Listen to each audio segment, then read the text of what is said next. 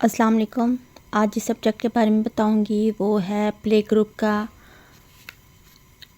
English का subject, और ये एज होगी 3 to 4 इयर्स के बच्चे के लिए, जिसमें आपको मैंने बताया था एक शॉर्ट क्वेश्चंस बताए थे जिसमें ये इंक्लूड था। देखें,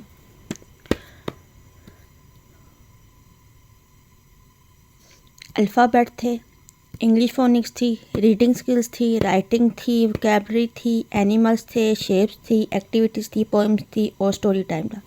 ये सारे क्वेश्चन थे, लेकिन मैंने आपको बोला था कि मैं आपको उसकी फुली डिटेल बताऊंगी कि इनको करवाना कैसे है और इनमें कौन कौन से क्वेश्चंस को किस मेथड से करवाया जाएगा। तो अल्फ़ाबेट है, अल्फ़ाबेट को A to Z करवाएं कैपिटल में पहले, जहाँ पे आप उस बच्चे को उसकी पहचान करवाएंगे, उसके साउंड के बारे में बताएंगे और साथ ही उसकी पिक्चर भी दिखाएंगे, जैसे A apple, B ball, C cat, इस तरह।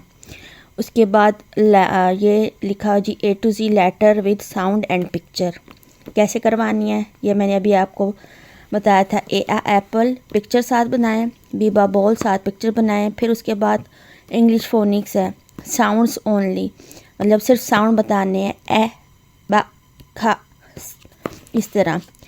फिर रीडिंग स्किल्स में क्या आएंगी, इसके स्टेजेस हैं। स्टेज 1 में लेटर की पहचान होनी चाहिए, जैसे A to Z है तो बच्चे को उसकी पहचान आनी चाहिए। स्टेज 2 में क्या है, लेटर पिक्चर।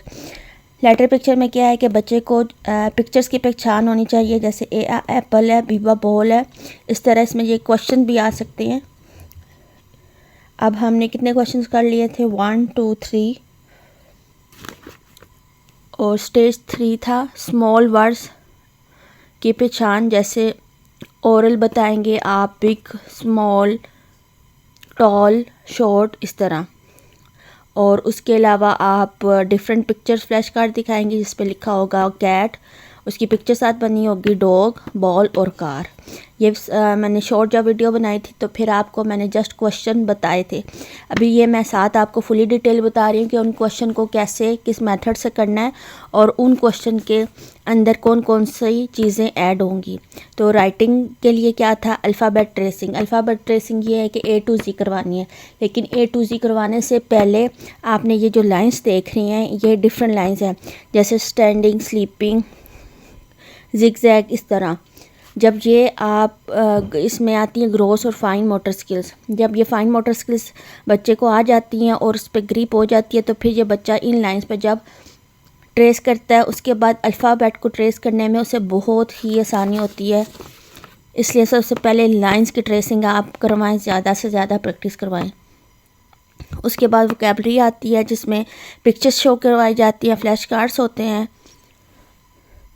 इसमें आप एनिमल्स का टॉपिक लें, उसमें डिफरेंट एनिमल्स दिखाएं, जैसे डॉग, कैट, इस तरह। फ्रूट्स जैसे मैंगो, बनाना, एप्पल, ऑरेंज, इस तरह। कलर में red, blue, orange, sky blue, इस तरह ये उन्हें शो करवाएं फ्लैश कार्ड के ज़रिए जहाँ पे कलर्स दिखाए गए हैं। फिर शेप्स होंगी, क्लासरूम ऑब्जेक्ट्स होंगे। शेप्स में जैसे स्क्वायर, ट्रायंगल, रेक्टेंगल। और फिर क्लासरूम के ऑब्जेक्ट कौन कौन से होते हैं, जैसे बोर्ड हो गया, मार्कर हो गया। वो तो जैसे ही बच्चा को अगर मैम कहती है मुझे मार्कर पकड़ा दो या बोर्ड पे जाके राइट करो, इस तरह, तो उसे क्लासरूम के जो ऑब्जेक्ट है वो इजीली आ जाते हैं। यहाँ पे क्वेश्चंस हो गए हैं 1 2 3 4 और 5। अभी आपने क्वेश्चंस करने हैं 6 क्वेश्चंस में क्या आएगा, एक्टिविटीज़ आएंगी। पीछे मैंने आपको यहाँ पे ये मैंने आपको करवाई थी ये एक्टिविटीज़ में मैंने आपको बताया था इसमें क्वेश्चंस आते हैं।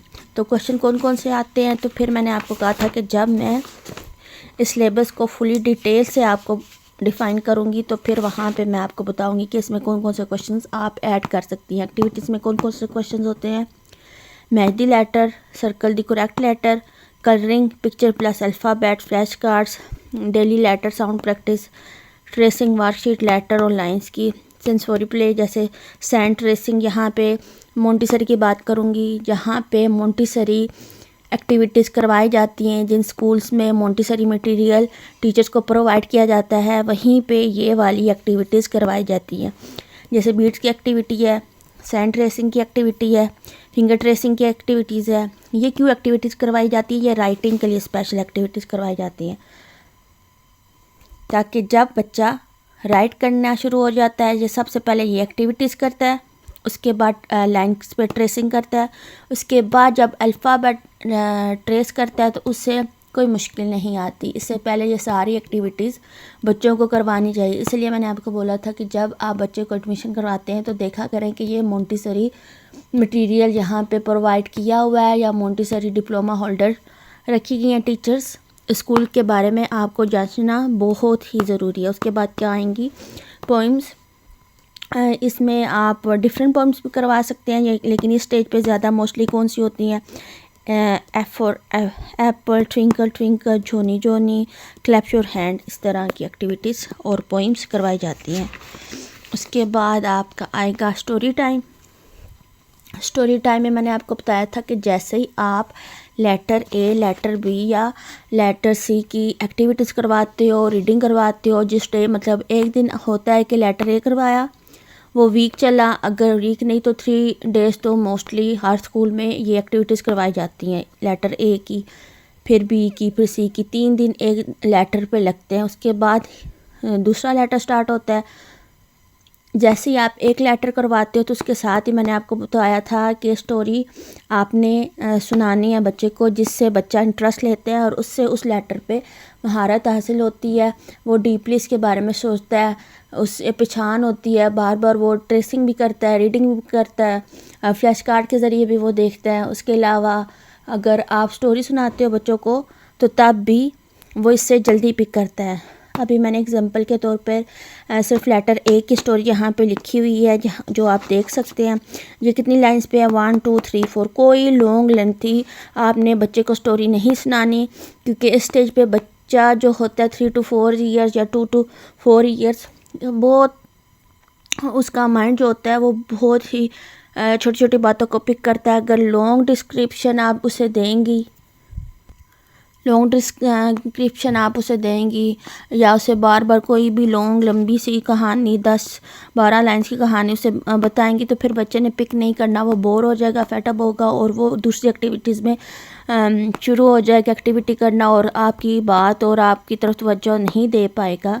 इसलिए जब भी आप कोई भी कहानी सुनाते हो, जैसे नंबर 1 की कहानी सुना दी, हरूफ तहज्जी में अलिफ की कहानी सुना दी, इस तरह सिर्फ इस स्टेज पर 4 से 3 लाइनें ही होनी चाहिए बच्चों के लिए, जिससे वो सीख सकता है। इसलिए आप ये सारी एक्टिविटीज़, क्वेश्चन जो बताए हैं और ये स्टोरी के बारे में कि ये इतनी स्टोरीज होनी चाहिए बच्चों के लिए, इससे ज़्यादा नहीं होनी चाहिए, तो आप प्लीज़ इस पे फोकस करें कि जब भी आप कोई लेटर, हरूफ तहज्जी या नंबर आप सिखाती हैं तो उसी टाइम उस बच्चे को वो वाली कहानी भी सुना दें, ताकि वो बच्चा फ़न में बहुत अच्छे से तरीके से ग्रिप कर सके। अब मैंने आपको बताया था कि रीडिंग के लिए, राइटिंग के लिए कौन कौन सी चीज़ें होनी चाहिए। एक दफ़ा दोबारा मैं आपको बता देती हूँ। अल्फ़ाबेट की पहचान होनी चाहिए साउंड और पिक्चर के साथ, फोनिक्स होनी चाहिए। रीडिंग स्किल्स में स्टेज 1, स्टेज 2 और स्टेज 3 थे। उसके अलावा राइटिंग थी। राइटिंग में भी कौन कौन सी एक्टिविटीज़ थी मैंने आपको बताया था। अल्फ़ाबेट ट्रेसिंग है, लेकिन उससे पहले ये सारी लाइंस आपको बच्चे को करवानी चाहिए। और उससे पहले जो एक्टिविटीज़ थी, जैसे सैंड पे ट्रेस करना और बीट्स वाली एक्टिविटीज़ थी वो भी।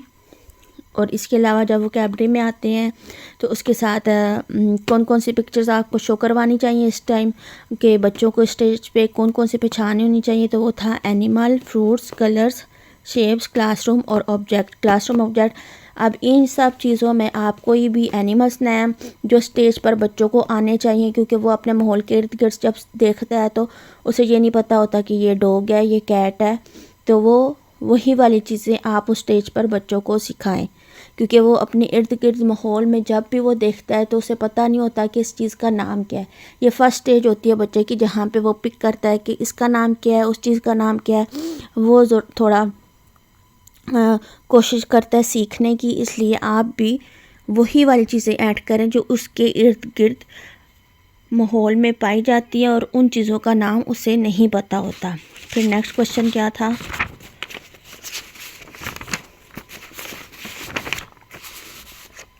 एक्टिविटीज़ थी, एक्टिविटीज़ में ये क्वेश्चन थे, ये सारे क्वेश्चन थे उसमें, और ट्रेसिंग वर्कशीट भी थी, सेंसोरी प्ले भी था जिसमें सैंड ट्रेसिंग थी, फिंगर ट्रेसिंग थी, बीट्स थी, एक्टिविटीज़ थी और पोइम्स थी। पोइम से ये भी करवा सकते हैं। उसके अलावा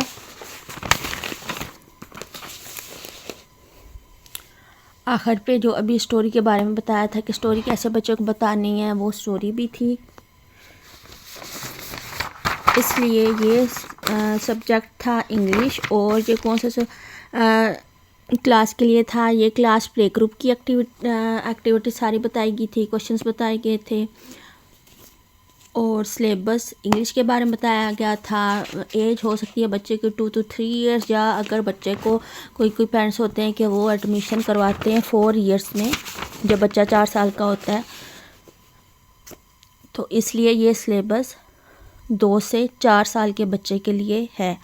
इसलिए जितनी भी ये एक्टिविटीज़ और जो क्वेश्चन मैंने आपको बताया, यहाँ पे सिर्फ बच्चे को पहचान करवाना है, ज़्यादा से ज़्यादा पहचान करवाना है, चीज़ों को शो करवाना है, उनके नाम के बारे में बताना है, फ्लैश कार्ड के ज़रिए, डिफरेंट एक्टिविटीज़ के ज़रिए, पोइम्स के ज़रिए, स्टोरीज़ के ज़रिए। तो ये सारी जो एक्टिविटीज़ हैं ये पीजी क्लास के बच्चे के लिए हैं। एज दोबारा बताती जाऊँ, 2 से 4 साल के लिए।